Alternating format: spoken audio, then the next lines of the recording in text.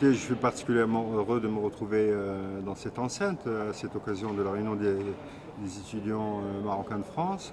Je constate que d'une part, il y a une très grande affluence qui montre l'importance de cette association, son sérieux, sa crédibilité.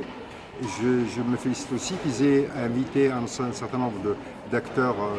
du Maroc, du monde politique, du monde économique, institutionnel, son Excellence l'ambassadeur de Sa Majesté à Paris, et moi-même pour parler aux jeunes générations.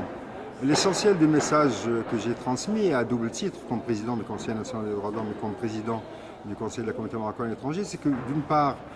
cette diaspora marocaine éduquée, ces cadres marocains éduqués, qualifiés, peuvent jouer un rôle central dans les grands chantiers de développement au Maroc. Il y a un certain nombre de chantiers qui sont ouverts dans tous les domaines, et notamment le domaine économique, et ces cadres hautement qualifiés sont appelés à y participer. L'autre élément, c'est que j'ai essayé de montrer très rapidement quelles sont les grandes réformes en matière de droits de l'homme que le Maroc a menées depuis déjà sous Hassan II et puis à l'initiative de Sa Majesté le Roi et durant cette dernière décennie. Instance équité et réconciliation, création de l'Institut royal de culture à Mazir, réforme du statut des femmes au début des années 2000, le lancement de l'INDH et le chantier de la régionalisation, et puis depuis mars 2011, l'accélération de ce chantier de réforme avec la création du Conseil national des droits de l'homme,